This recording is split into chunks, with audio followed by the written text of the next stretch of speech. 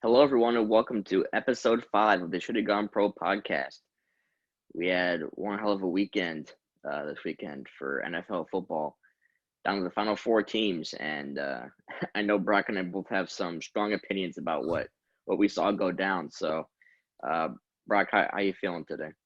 Good. Yeah. No, I've been saying all last couple of days that I think this has been the best divisional round and at least round of playoffs I've seen in a very long time. All the games were pretty competitive, and I think all of them ended on the final play of the game, the first three, all by field goal. And then, of course, the thriller in Arrowhead that we were graced with Sunday night. But yeah, it was an exciting weekend of games. I definitely didn't expect some of the outcomes. One of them caught me by surprise, but it was good. It was an exciting weekend. Yeah, it was almost. It felt like the exact opposite of Wild Card Weekend, where there was no blowouts. Every game had you watch until the end, and it's kind of what we were hoping for when we were talking last week about the wild card games. We're hoping this round would be crazy, and it it was definitely crazy. Um, so yeah, we'll just start from the beginning of the weekend. So there was the Bengals and the Titans were the first game. I know that you were awfully happy about that one, being the the Bengals supporter that you are, having gone to the Super Bowl, and uh, they they played a great game, especially on the defensive end, shutting down Derrick Henry. Even though he didn't look like he was 100%, but he was definitely shut down. Um, the passing game was a little iffy. Tannehill played awful, very very bad. I believe it was 3 picks, including that last one that kind of iced it. Um, the Bengals played decent. I think I would have thought I'd see a little more from their offense, but it definitely wasn't anything too bad to where you complain about it. Um, and then obviously their kicker McPherson, who's just an animal. Um, I don't know if you. I assume you saw this, but um, when he was on the sidelines warming up for that game-winning kick, he turned to his teammate and was like, "I'm I guess we're going to the AC Championship game before he even kicked the kick."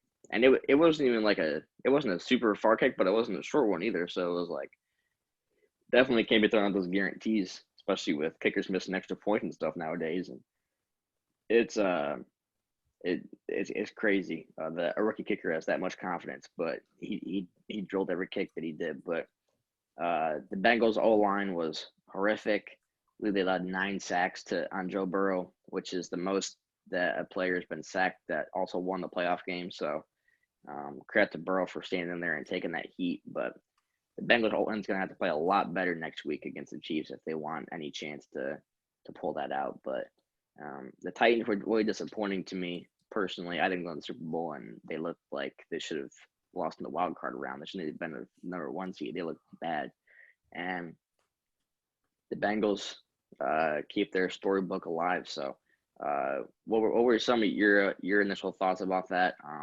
I know you had some passion some passion towards one side of that game, but it was cool to see the Bengals pull that out. Yeah, and I was definitely sweating up until the end there. I honestly thought this game was a lot closer than it should have been. That pick that Joe Burrow threw, I thought that it was a questionable pick at best. The ball looked like it hit the ground, and I realized he had some sort of possession when it hit the ground, but I thought his possession was aided by it hitting the ground. So I didn't think that was an interception, at least from my perspective, my eyes as a fan. Allowed Tennessee to get right back into the game and tie it right back up. Hell of a catch by A.J. Brown. I mean, what a throw by Tannehill. Probably about the only good throw he made all day, honestly. Yeah, Um, I mean, I said it coming in. If it comes down to the Bengals stopping Derrick Henry, check. They did that. Granted, he was hurt. He did score that touchdown on the Wildcat. Thought it was a really dumb idea by Vrabel and his coaching staff to go for 2 there. I didn't really understand it. I thought it was it really wouldn't have mattered really much in the grand scheme of things because they still lost the game by 3 points. But I thought it was dumb to go for the 2-point conversion that early in the game. Um, I mean, yeah, Ryan Tannehill is going to Ryan Tannehill. He was the reason they lost this game. Interception on the first possession on the first play of the first half, First, and then same thing on his first throw in the second half, another pick, and then the third one was really bad into triple coverage, got tipped, and credit to the Bengals making a big play there when they needed to. And yeah, the rookie kicker, 250-yarders in this game, 4 for 4, made his extra point. Not much else you could say there. They drafted him in the 5th round. I'm assuming caught a little bit of heat. Most kickers usually don't get special teams players like that usually don't get drafted. But in the Bengals sense, I mean, they got a little bit of shit for drafting Jamar Chase, and look how that's worked out for him. I mean, they've got the best rookie receiver, probably. I mean, looking right now so far, one of the best players in that draft. And I mean, Joe Burrow, 9 sacks, like you said, was getting beat up all night long. I really think that's why Cincinnati's offense wasn't able to muster any more than they did. I mean, they were driving down into Tennessee's territory. It almost seemed at will. Joe Burrow was just carving him up at over 300 passing yards in this game. And it felt like every time, I mean, credit to Tennessee's defense, they did all they could to keep them in this game. And they held them to 19 points, and that was with 3 turnovers and their star running back not 100%. But at the end of the day, I mean, I knew if it came down to a quarterback battle between Joe Burrow or Ryan Tannehill, I like Joe Burrow a lot more. I know Ryan Tannehill has a little bit more playoff experience, obviously, but I mean, Joe Burrow's special. This kid's different. And at the end of the day, I knew if it came down to who had to make a play or who was going to make a play to win the game, I had all the trust in Joe Burrow.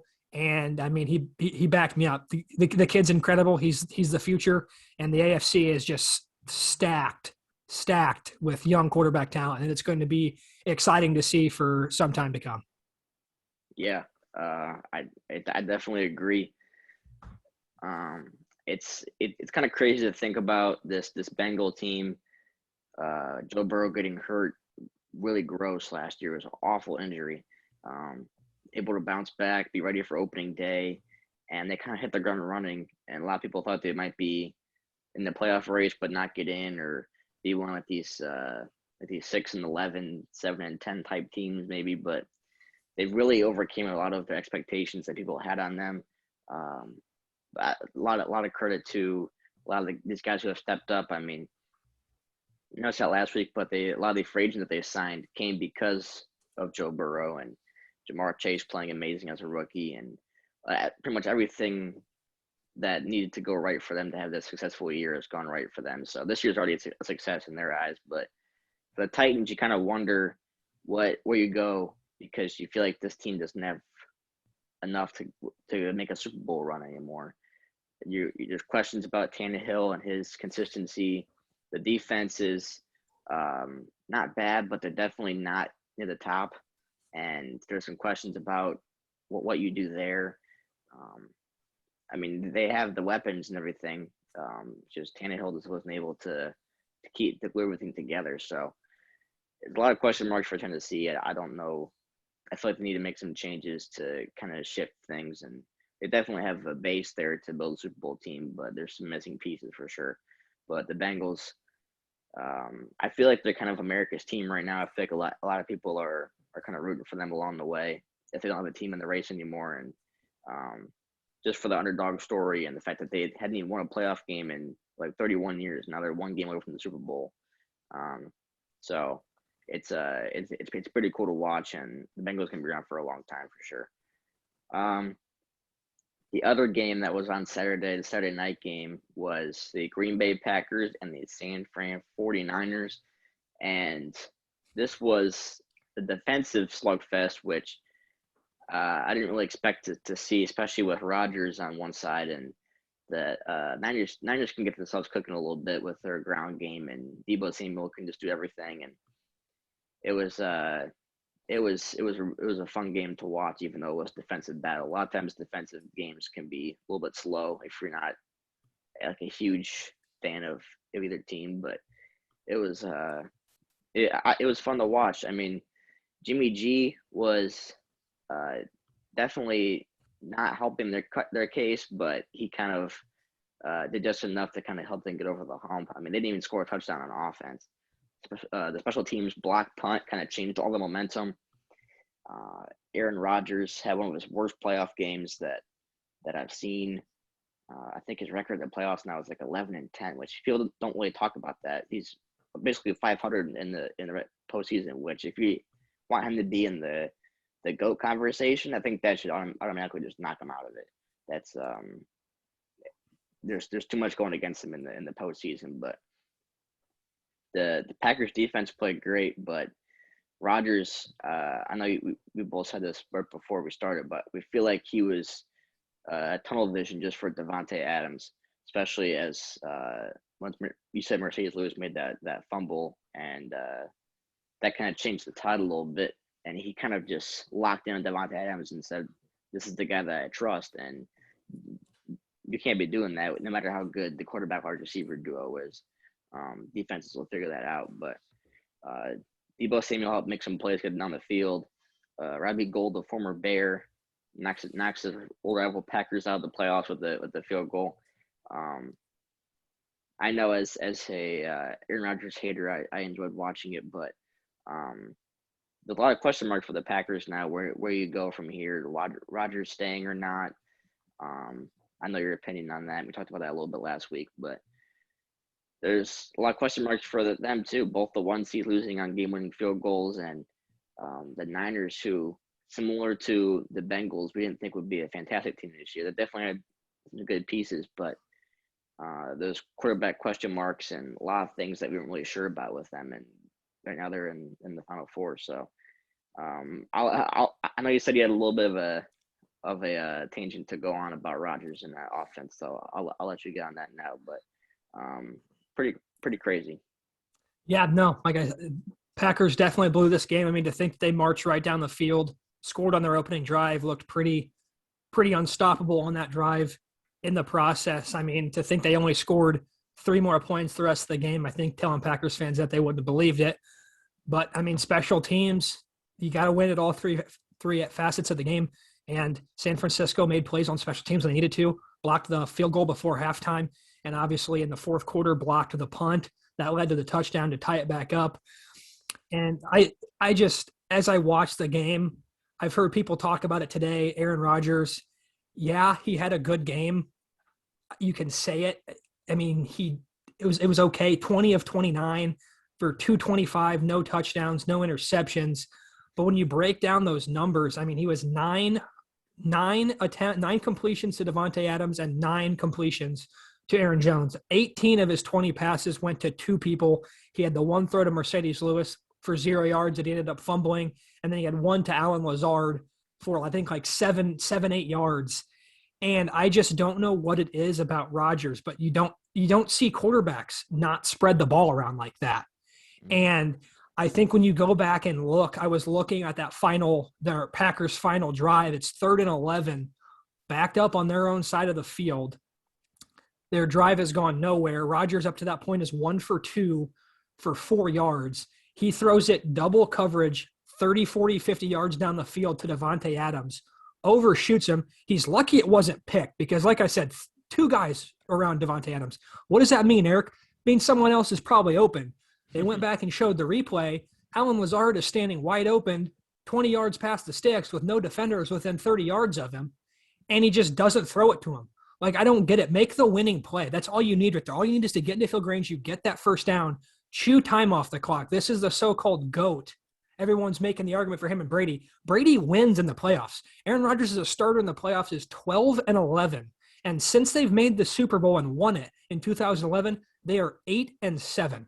He is a 500 quarterback, basically, in the playoffs as a starter, 1 and 3 NFC Championship games, 0 and 4 as a starter in the playoffs.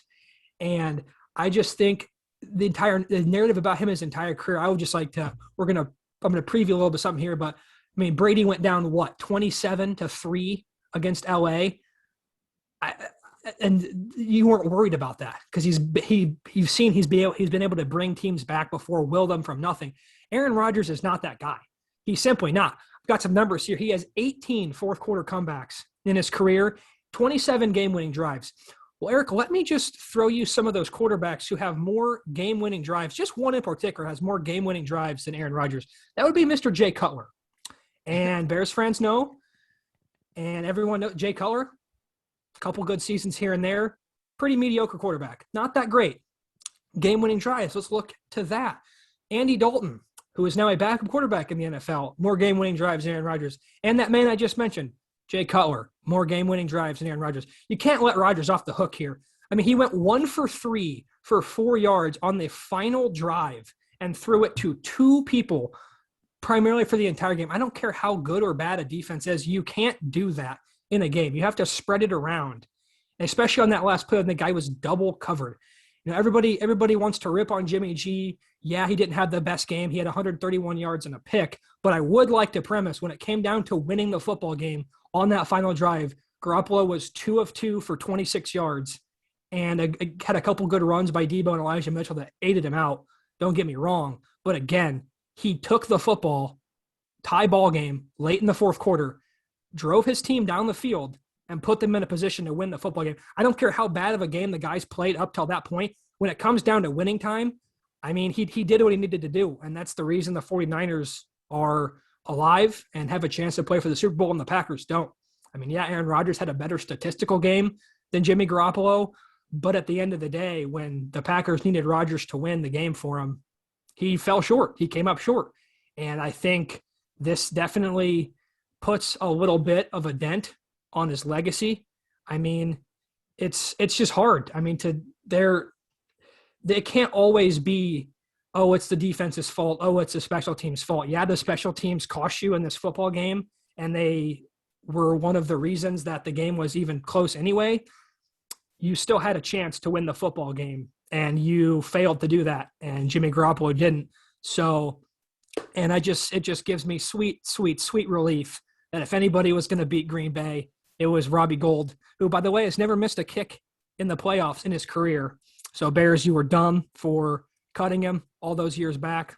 Still haunts us, but like I said, I mean, it was a crazy game, and I think the Packers deserved to lose this game when you played that bad, and it stinks. I mean, to think that this could potentially be the last time we see Rodgers, at least in a Packers uniform. I mean, yeah, all he's done for the game. I mean, I'm happy as a Bears fan. We might not have to see him in the division anymore, but in the grand scheme of things, I mean, you definitely have to. We were talking about Big Ben last week, looking back on his career, a lot of what ifs, and I think Aaron Rodgers has left a lot to be desired, and in his career, and I think for everyone to say he's this good of a quarterback and for them to only get one Super Bowl out of his entire career, I think that's pretty sad. And I'm even going to go back to the Brett Favre years. They've drafted 2 back-to-back Hall of Fame quarterbacks, gotten 30-plus years out of them in the Packers uniform, and they have 2 Super Bowls to show for it. Just 2. I know you'd be happy with just 2 Super Bowls as a Bears fan. We've only had, I think, 1 in our entire franchise history. But still, the Bears have struggled. We have never had a franchise quarterback since Sid Luckman in the 1920s. I mean, for them to get back-to-back quarterbacks like that and only have 2 Super Bowls to show for it, you got to be disappointed as a Packers fan. I mean, they left a lot to be desired, and this is definitely left a sting in their mouth, and it's exciting. It's a little bit exciting and warms my heart to see them go through playoff disappointment like the Bears I've had to suffer through for the Bears for the last couple of years. Yeah, there's lots to unpack there. First of all, I just realized that my mic was going through my AirPods and not my actual mic, so sorry to listeners about that. But also, no, I mean, it's people hate on Jimmy G a lot because he's not he's not like a superstar quarterback. He's definitely not bad though either. I mean, you saw him lead them to win on that drive against the Rams in Week 18 was win or go home. I mean, even though he didn't do a lot, he got them to field goal range to beat the Packers. Packers have a pretty good defense too, so that's something that it's not super easy to do in Lambeau in the snow. And it kind of makes me question if they're ready to move on from him to give Trey Lance his chance because that rhymed. But it's weird because he's spent a 3rd overall pick on him, and I don't know if you're ready to get rid of Garoppolo yet. I mean, I feel like Trey Lance, if he's as good as advertised, he can take you to that next level. But if he's not, and you let Jimmy G go, then you're confused about your quarterback position again. So it's really questionable what Niners will end up doing, obviously we'll see how far they go. Maybe they'll change their minds a little bit about something, but it's definitely a big question mark for them moving forward. But yeah, I mean, if we're letting our biases show through, I'm happy that Aaron Rodgers will be leaving Green Bay too, if that is true. And I had a little smirk on my face when he lost. Um, but yeah, he was totally one dimensional about everything.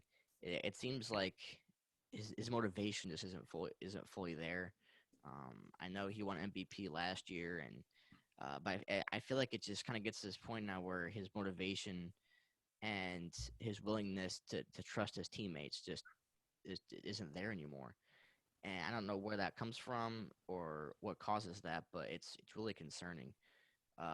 If you're a Packers fan, you don't know where they're going to go. Devontae Adams is a free agent now, so they'd have to throw a big bag at him. I believe I saw the Packers have the second least amount of money to spend out of any team in football this offseason.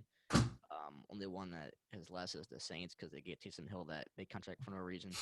And but yeah, I mean, you can't say this guy's going to be potentially the MVP of the season of the season and then go out and not put up a touchdown in a crucial playoff game. And uh, he's definitely not the sole reason that they lost, but he is a big reason. Um, it's kind of insane to think about the fact that he'd even get a touchdown on the board. And Niners defense, they have a great front seven, but their secondary has been questionable. They have a couple guys who were injured out there, so you would think just an average secondary with guys that are starters being out, you'd think at home that Rodgers would have a field day, and it was quite the opposite. So that could be something to keep an eye out for the sneaky good secondary for the Niners against the Rams next week. But yeah, it's the stats were thrown out about the comebacks. I mean, that kind of puts a lot of stuff into perspective. Rodgers, I feel like he doesn't throw a lot of picks, so that gets him that bonus. He's not super flashy, but he has a lot of deep balls, which always get the highlight tapes, and his teams win games in the regular season. But that kind of gives him all of this hype around him. But when you break it down to when he has to go win games that really matter, especially in the playoffs and stuff, it's hard to see him as anything more than maybe a little bit of an above average, but nothing more than that quarterback when he gets into the playoffs. So lots of questions. I've heard rumors about a bunch of different teams. Obviously, it'll be a while till we hear anything about where he wants to go or if he is leaving in the first place. But yeah, there's a lot to be desired if you're a Packers fan, and I know that really stung because they were up 10-3 late in the fourth quarter, and then they were going to punt it back to the Niners, who didn't have anything like going on offense besides some Deebo Samuel runs or some Elijah Mitchell 8 or 9 yard runs here and there. But the block punt really changed everything, and at that point, the momentum went all towards the Niners. So props to them for going into the snowy Lambeau at night and getting that dub against the top seed. But there's a lot to be desired if you're on the Packers side. And I want to say, I got 3 quick things here. I want to say I heard on the radio today that Aaron Rodgers in his career at Lambeau Field in the playoffs is like 5-4. And 5-4. You're at home. You worked all season to get home field advantage. And what does it matter? I mean, again, you're a 500 quarterback at home where they have to come into Lambeau, a team from the West Coast that's used to the warm weather, come into Lambeau in those conditions, and they beat them. And I mean, yeah, after the game, Rodgers said he doesn't want to be a part of a rebuild. If that's the case, you mentioned about the cap space. Yeah, they're going to have to throw some money some of these guys' way, and there's not going to be enough if Aaron Rodgers wants to come back on a big contract. They have to. He's obviously the connection him and Devontae Adams have. You almost have to bring them back together, or no, they're good. But and then I'd just like to go back to that Mercedes Lewis fumble. It's so weird because if I remember correctly, the fumble didn't even end up costing the Packers any points. Like the Niners recovered the fumble, and then I think they didn't get any points out of the drive. So I don't know why he shelled up like that and just decided, okay, It's me, Devontae, and Aaron Jones. Like it's not like the Niners punched out, took it back for a touchdown, 7-7 ball game. They came out with 0 points. Your defense did a job. It just baffles me. I mean, I was a little bit in shock when they lost. I personally didn't expect it. Like I said, I had them in my Super Bowl as a Bears fan. That hurt to pick them to win the Super Bowl, but I thought they were that team. I thought this was their year. Their defense has played a lot better, and I mean, Rodgers played at another MVP level.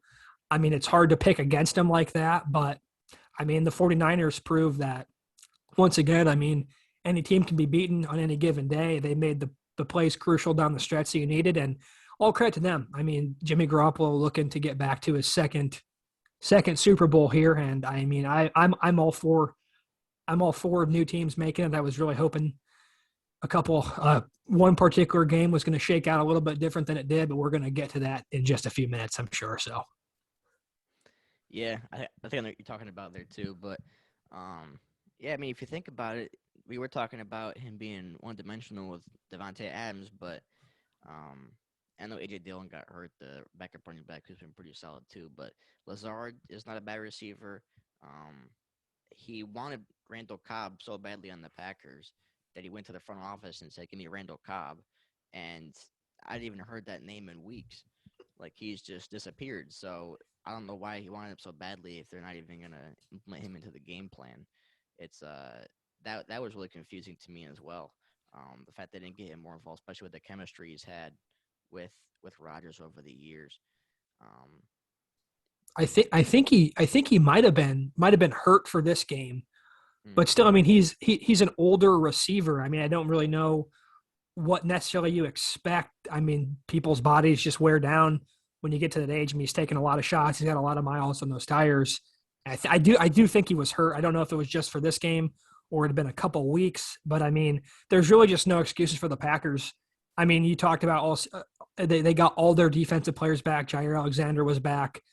I can't remember which one of the Smiths. I think it was 55. I think it's Za'Darius. I don't know. I'm yeah, not a Packers fan. Guys, cut me some slack here. I But think it was, yeah.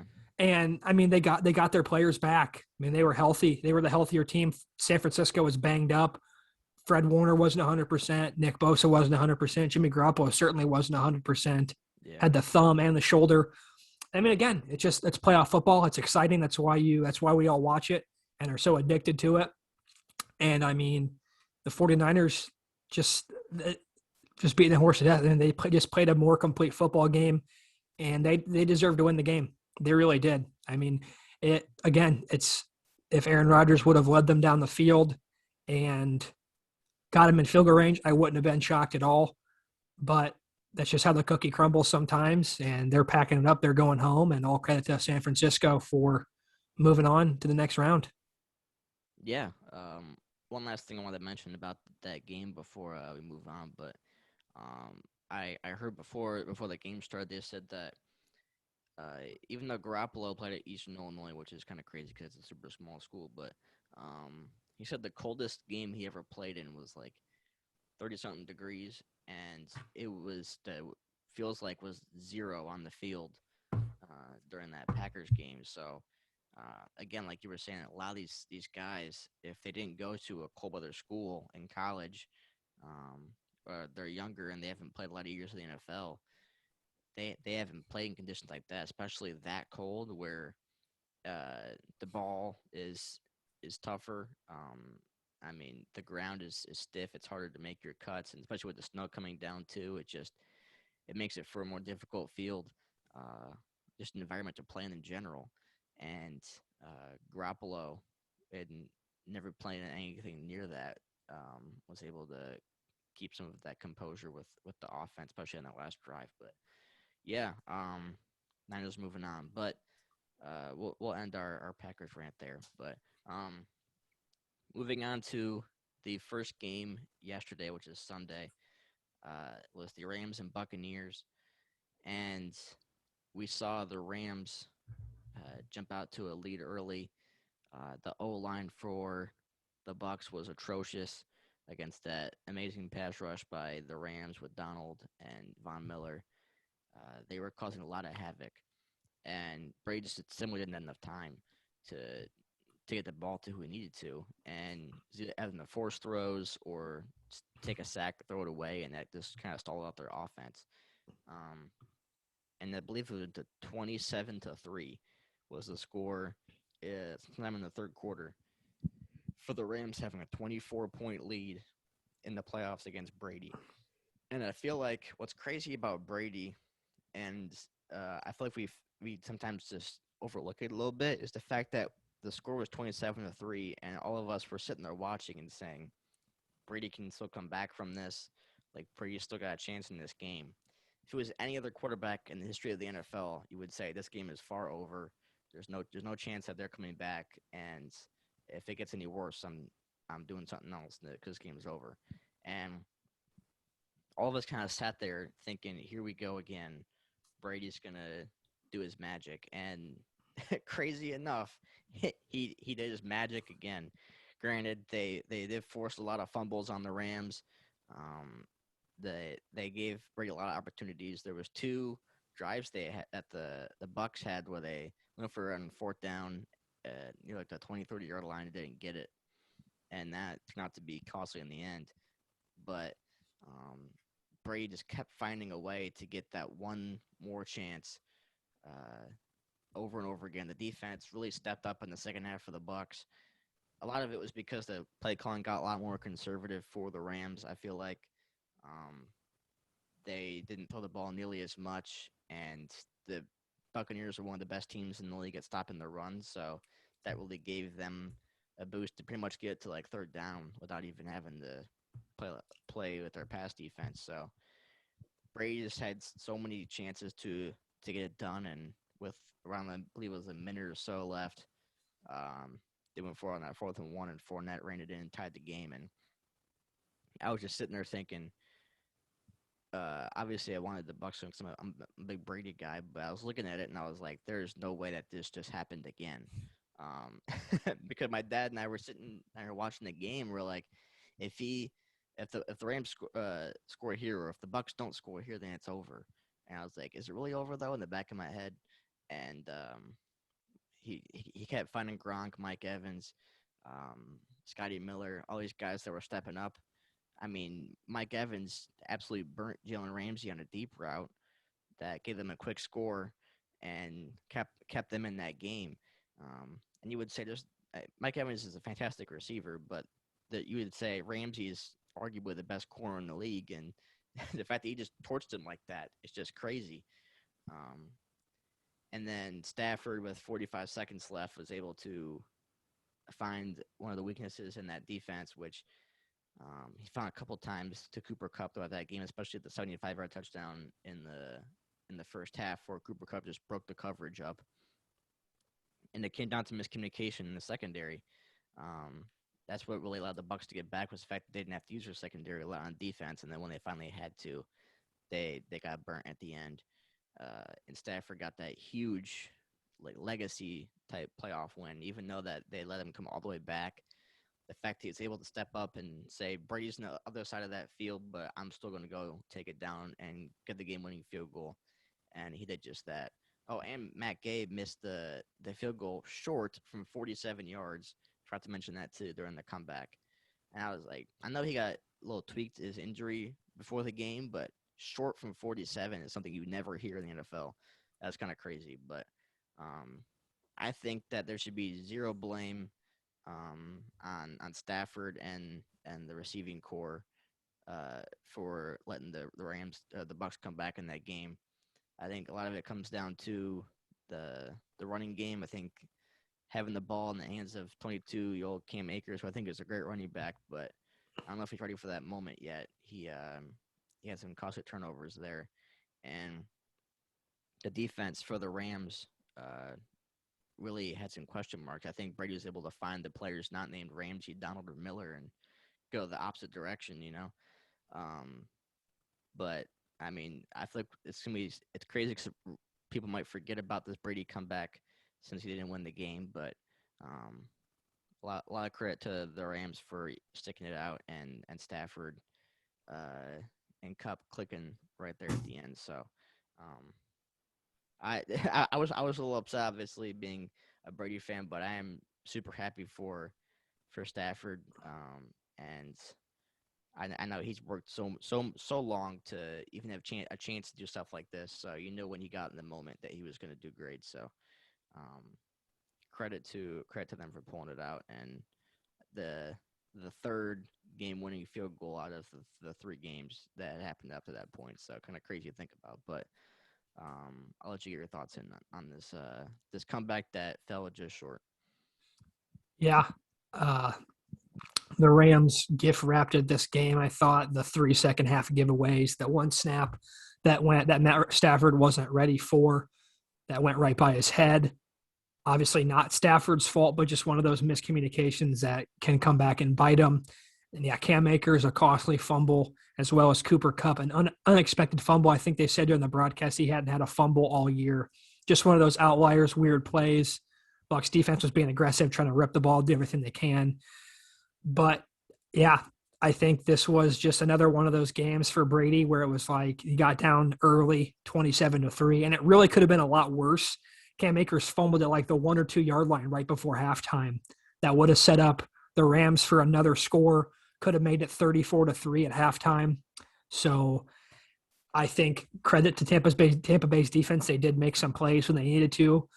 But yeah, Brady in the third and fourth quarter was fantastic. I want to say I was surprised, but I mean, it was just crazy. I'm speechless to think that he brought them back from down 24 points in really a quarter and a half, and to even give his team a chance. They were shorthanded.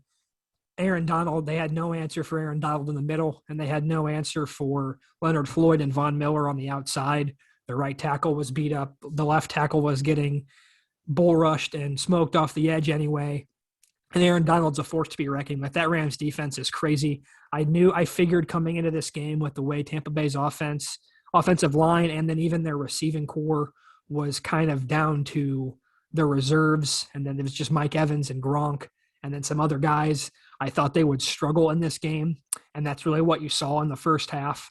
Tampa Bay had an answer. They were burning the Bucs defense. They had a couple miscommunications. You mentioned that Cooper Kupp 75-yard touchdown.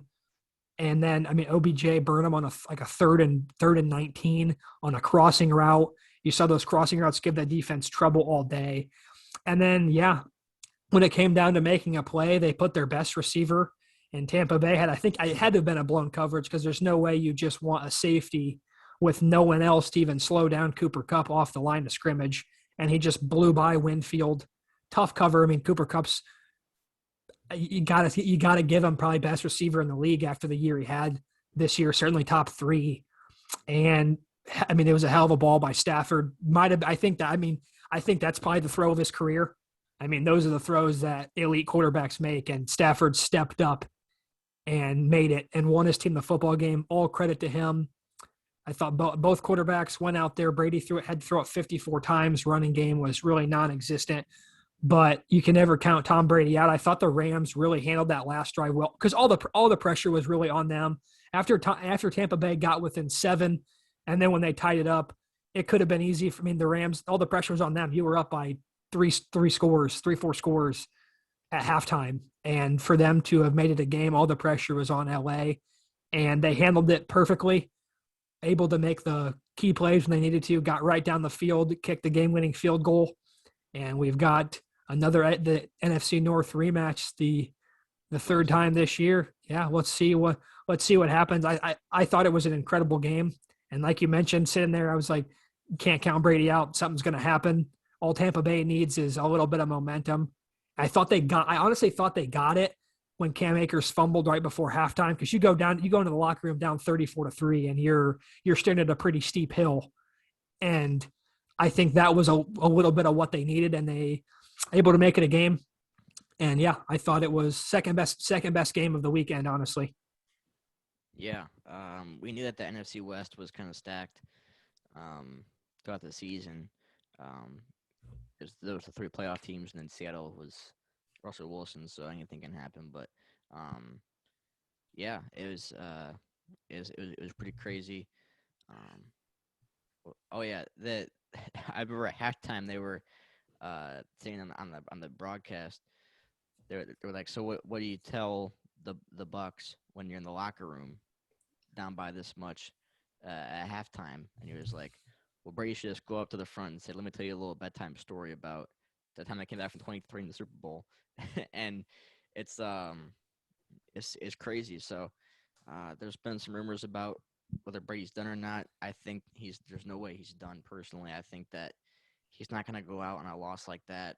I think he knows that this team could still win the Super Bowl. I mean, they just won one last year, so he knows that if they bring enough pieces back and get some depth on this team to help with some injury problems they've had this year, that they can run it back again. I mean, Brady had one of the best years of his career, and he's 44 years old. Led the league in touchdown passes and passing yards. So it's crazy. But I think people are gonna should not underestimate that last drive, like you said, by the Rams. There's very few quarterbacks who were able to fight off that quote unquote adversity that they had at that point. The entire momentum was on the Buccaneers side. The crowd was roaring, and for Stafford to go out there and throw some lasers to get them in field goal range, a lot of quarterbacks, especially I mean, Stafford hasn't had a ton of playoff experience, so it's it's something that should not be taken lightly at all. But this Rams team is stacked. It's kind of crazy. I was watching Von Miller, who was just screaming off of around the left tackle almost every single play and getting back to Brady within a couple seconds.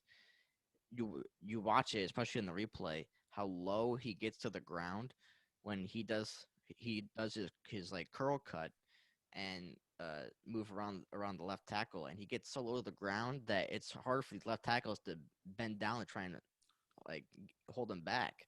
And it's something that I feel like the last couple of years in Denver, we never really talked about how good Von Miller was, just because he was on mediocre Broncos teams. But he's still a fantastic uh, linebacker, still one of the best in the league. And this Rams team really went all in on this year being the year with getting Odell and Von Miller and spending a lot of money and basically trading away their draft picks. I know Al Michael said in the broadcast throwing away their draft picks like candy wrappers, which I thought was kind of funny, but it's kind of crazy to to think about, and they did what they needed to do. So there's going to be a great game next weekend.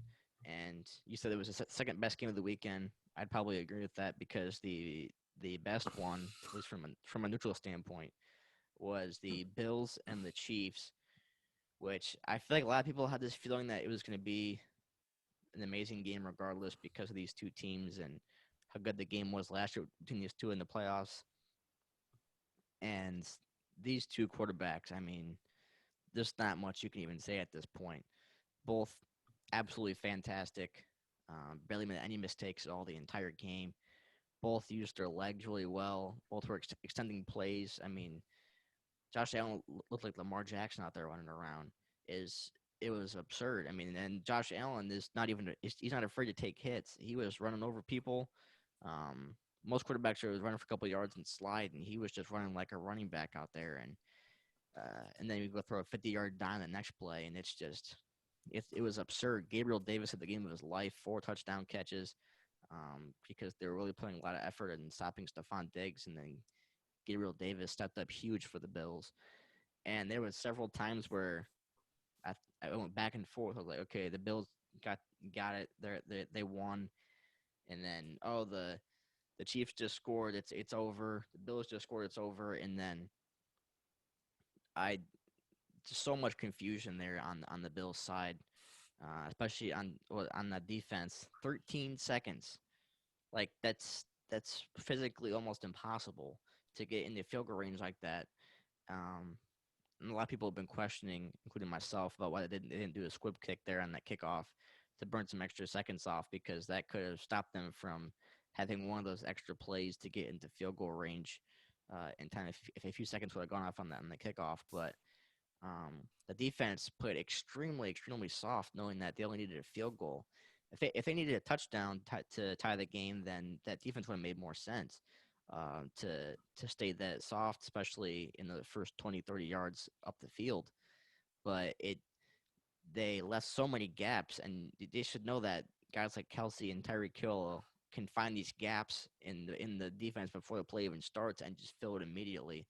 I mean, Travis Kelsey just saw the gap between the corner and the linebacker that were guarding right up the field, and he ran straight through it. I mean, it's something that, for stat-wise, the best defense in the league, that shouldn't even be a thing that happens. Um, and Tyreek Hill was just showing off his speed. He had that touchdown before the Bills had scored their touchdown late in the game, where Tyreek Hill ran for like 60 yards and just showed off that he's faster than everybody else on the field.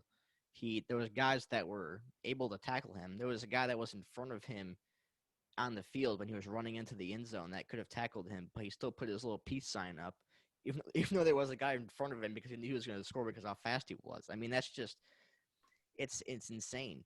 Um, and I mean, Mahomes pulled the rabbit out of his hat again, and then there's a lot of question marks about that overtime period. Not because of how it went down, because the Bills defense, you could tell, was kind of reeling at that point, and the Chiefs had too much momentum.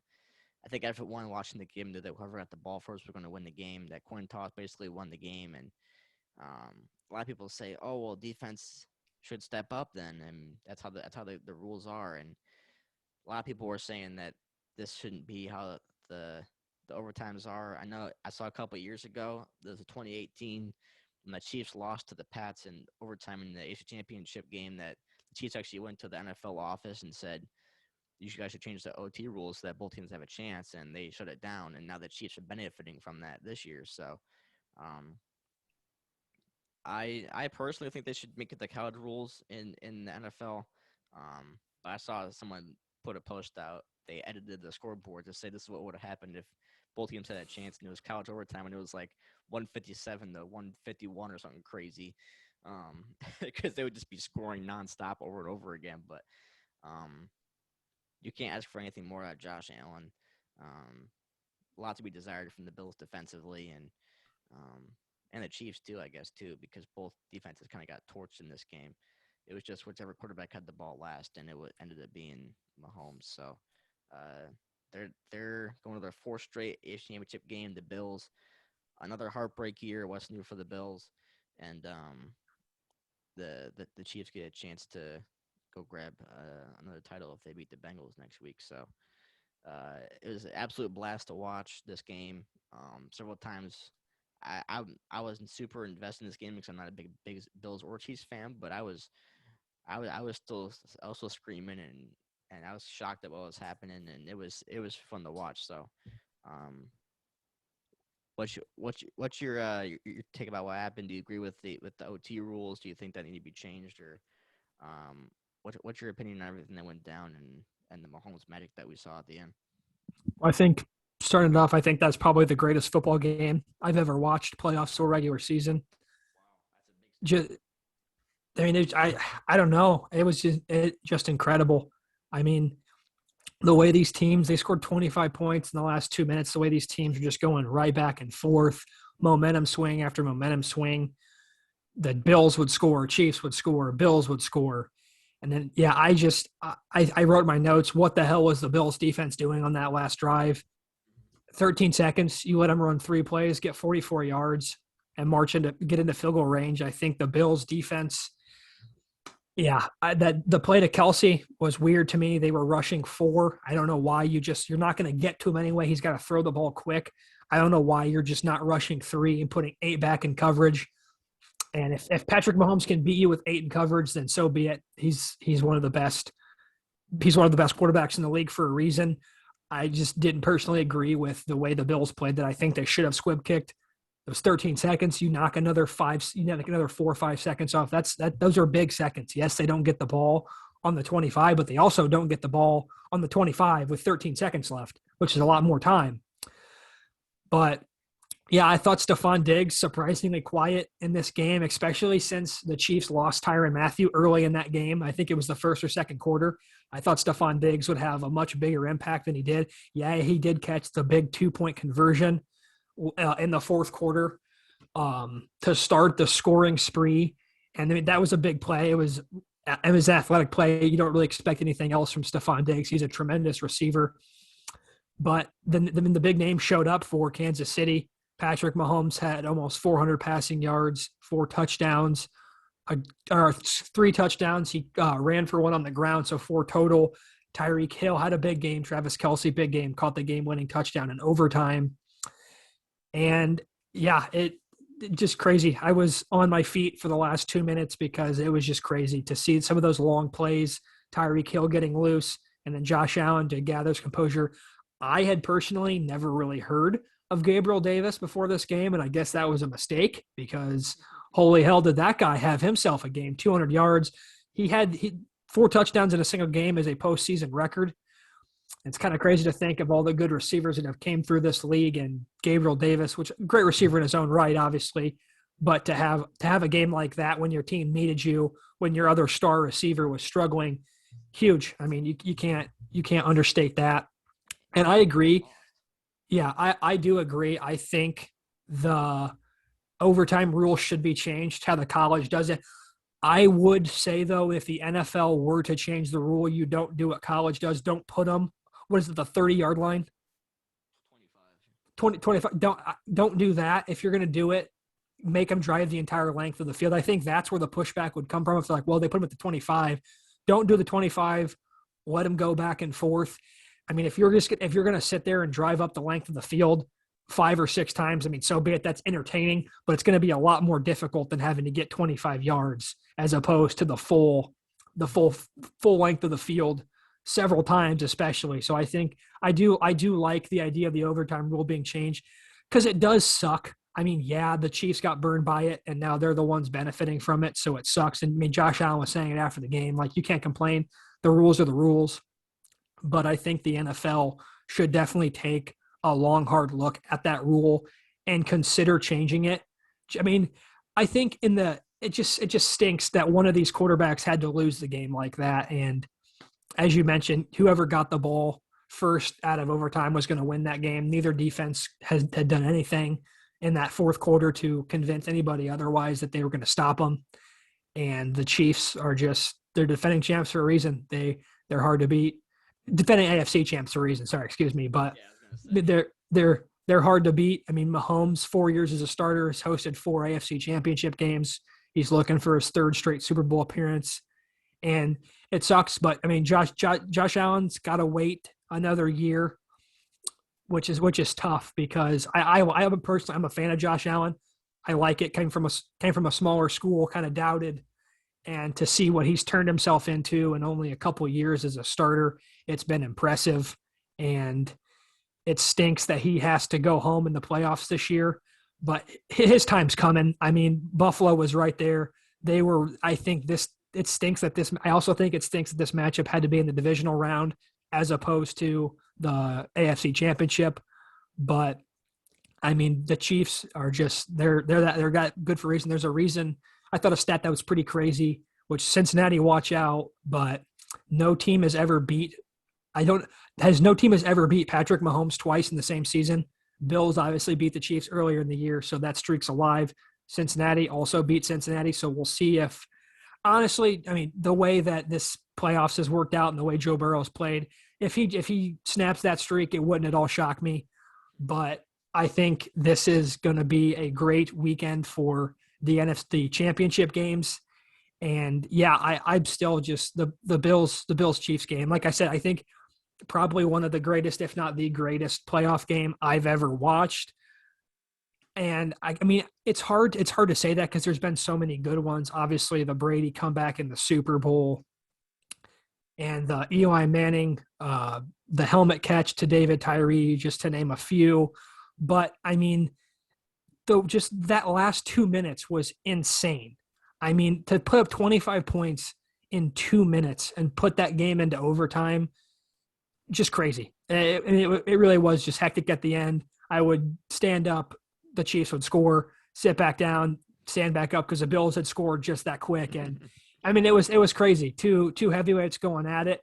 And yeah, I mean, I don't expect anything different the rest of the way for these guys' careers. I mean, if they can keep surrounding Josh Allen and Patrick Mahomes with talent like this, these two are going to meet up in the playoff. It almost kind of reminds me of the Brady Manning. Obviously, Mahomes and Josh Allen both young in their careers, but it's going to see so far. I mean, Patrick Mahomes has the edge over Josh Allen. Let's see if Peyton Manning got a couple licks off Tom Brady in this career. Let's see if Josh Allen can do the same. And the future's here. I mean, it's crazy to think that as much as we ripped Aaron Rodgers today and everything, I would just like to say, if this was the last time we saw Rodgers and Tom Brady play, it really is the end of a great era. I mean, they've been tremendous quarterbacks, and what they've done for the game, transformed the game. I mean, Rodgers has been an incredible talent his entire career. Tom Brady, obviously, but I mean, it's just crazy to think that this could potentially be the end of an era, and we could be watching an NFL season without Tom Brady or Aaron Rodgers under center. And it's just a little bittersweet because, I don't like the Packers, and I'm not the biggest Brady fan just because I want to see new people win. But when you take a step back, just from a sports fan perspective, you have to tip your hat to both of them because they've done incredible things for the sport and have been tremendous players. Yeah, I agree. I don't think it's going to be the end of either of their careers just because of how well they're still playing. I think they're both still playing at such a high level that they're not going to want to end it yet, and they still feel like they can go win the Super Bowl. Especially if Rodgers only has one, I feel like he's still yearning for that next one. I don't think it's the end. I do think that we do need to realize the greatness that is wrapping up, but also just beginning because we watched that Mahomes Allen matchup, and just it's hard not to take it for not to take it for granted and realize what we're actually watching is absolutely insane, and very few people have ever been able to do something like that in the NFL ever. So, much respect. Even though I'm not the biggest fans, I mean, it's hard not to respect most of these guys. So, but yeah, we'll talk about our picks for the championship games, conference championship games, in our next episode later this week. Maybe we'll talk about some other stuff too. Maybe get some basketball in there. I'm not sure. We'll see what's going on, but yeah, hopefully the next games next week live up to the hype of these games. But yeah, it's been a crazy ride. Both of our Super Bowl champions that we picked in the brackets are gone in the divisional round, and yeah, it's pretty crazy to think about. This has been a wild postseason so far. It's 2 versus 4 on the AFC and 4 versus 6 on the NFC. So a lot of those high seeds not able to get it done. Yeah, it was crazy to say the least. I enjoyed watching all the games, even though I wasn't even if I wasn't super happy with the results from a biased perspective. This is one of the best weeks for football in the playoffs that we've had in a very long time. So, it's sad to think about that we had this amazing weekend of football and that we only got 2 more Sundays of football and then it's gone for half a year. So, don't take it for granted either. Yeah. Is any closing remarks you wanted to say or? Those 18 weeks went fast. I thought that extra week would maybe make it feel like it stuck around for a little bit longer, but it hasn't. Yeah, I mean, you blink and week 18 and now playoffs are almost over. It's crazy. I mean, I'm looking. It's going to be a tough act to follow this weekend for those games, but I think there's some good matchups. I'm excited to see how they play out. I think especially on the NFC side, I don't think anybody saw this playing out the way it would, maybe aside from a couple people. But I mean, it's just a shock. The year of underdogs, really. I mean, Matt Stafford in his first playoff is now playing for an NFC Championship game. Jimmy Garoppolo, they've won 3 straight games on the road. The Rams must win in Week 18. The Cowboys, obviously, win or go home, and then they come into Green Bay, did what they did. I mean, Joey B, Joe Shiesty, Joe Burrow, whatever you want to call him, over there in Cincinnati. I mean, he's ignited a city. He's gotten me hyped up. He's made me look like not such an idiot when I picked. I would just like to say, anyone who roasted me, I'm feeling so good right now. All this was just extra. I mean, the Packers lost. My boy Robbie Gould had to do it to him. And then Joe Burrow in the AFC Championship game. I'm happy. It's been a good Monday. Usually Mondays suck, but hey, I'm a happy guy, and we were treated to some great football this weekend, and I'm looking forward to see what happens this weekend. Yeah, I will say you were very right about the Bengals pick, and I feel like we both feel a little dumb for picking the Pats to beat the Bills. In that first week, that's for sure, especially with how well the Bills played, basically up until the last moments of the Chiefs game. But yeah, looking forward next weekend. We'll be back later in the week with some more NFL talk and maybe some more stuff as well. But we'll let you guys know. And yeah, thank you for listening in. As always, appreciate all your support. Make sure to follow us on Twitter and Instagram at GoneProPod. We also put the video version on YouTube if you would want to watch that instead. I know those work better for some of our other episodes, like our All-Star ballot and our bracket predictions. So we'll have more of that cater to the video stuff as well. But yeah, thank you guys as always. Appreciate everything, and we'll be back later this week. So peace out.